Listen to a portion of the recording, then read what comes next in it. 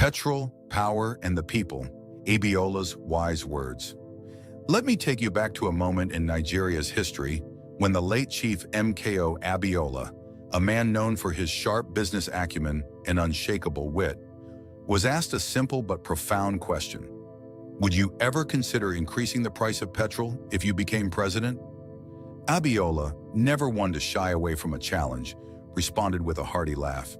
In his usual charismatic style, he spoke not just to the journalist in front of him, but to the hearts of all Nigerians who would one day face the reality of rising fuel prices. His words, though laced with humor, carried a heavy message, a message of accountability, compassion, and the duty of leadership. Today, as we watch the price of petrol soar and the burden on the average Nigerian grow heavier, one can't help but remember Abiola's wisdom. He questioned why leaders would raise prices without first considering the true cost of production, and he reminded us, in his own playful way, that the leaders we trust with our resources should never turn deaf to our cries.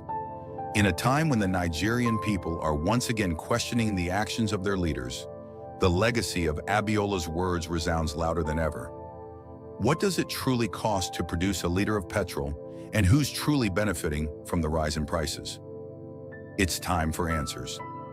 A journalist allegedly stated that MKO Abiola was asked by a news editor if he'd consider increasing the price of petrol if he ever became president.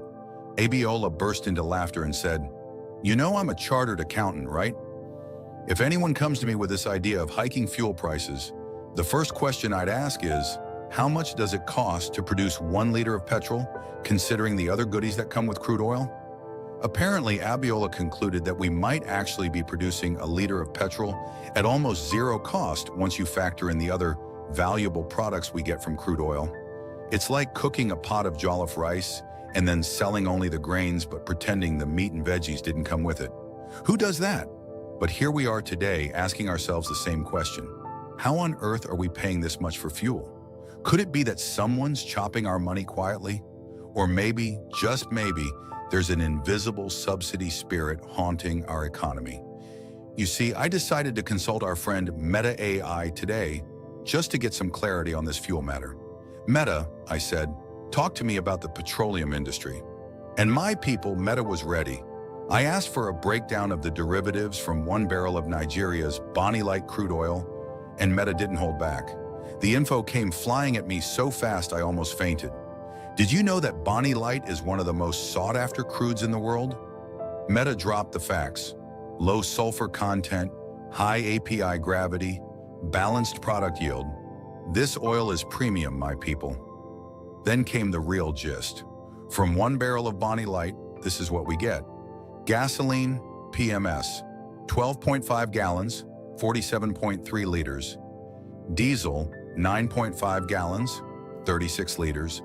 Jet fuel, kerosene, 3.5 gallons, 13.2 liters. Fuel oil, 6.0 gallons, 22.7 liters.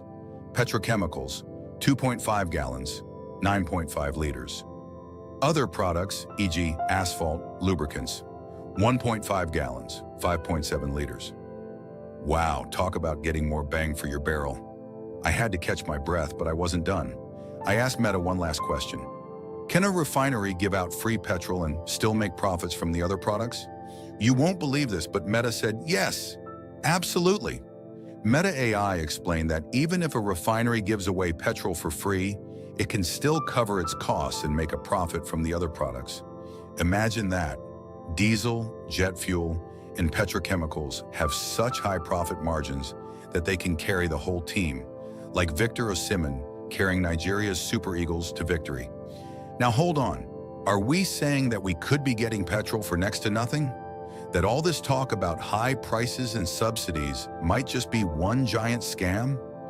I don't know about you, but this is starting to sound like one of those Nollywood movies where the villain pretends to be broke.